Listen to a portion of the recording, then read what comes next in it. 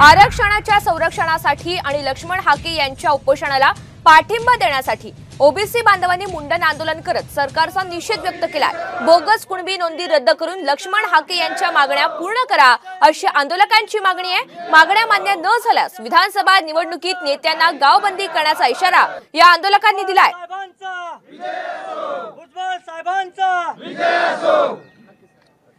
प्राध्यापक हाके सरांचा सरकार काय याची दखलच घेईना, अजिबात दखल घेईना याची, त्याच्यामुळे आम्ही मुंडन आंदोलन करणार इथं। हाके साहेब आंदोलनाला बसले आहेत, त्याची जर सरकारने दखल नाही घेतली तर यापेक्षा तीव्र आंदोलन करण्यात येईल। आणि वाघमारे सर एक 8-10 दिवस झाले उपोषणाला बसणार, त्याच्यानंतर इथं आमच्या गावात 2 तरुण 3 दिवसापासून उपोषणाला बसलेले आहेत, पण सरकार पाहिजे असं लक्ष आणखीन त्यांनी वेधलेलं नाही। कुणबी नोंदी आहेत त्या सुद्धा रद्द कराव्यात। ओबीसीचं सर्टिफिकेट काढताना 20 ते 25 दिवस लागतात आणि कुणबी सर्टिफिकेट 2 दिवसातच निघतं, याची चौकशी करून त्या अधिकाऱ्यावर कारवाई करावी अशी आमची ओबीसीची मागणी आहे।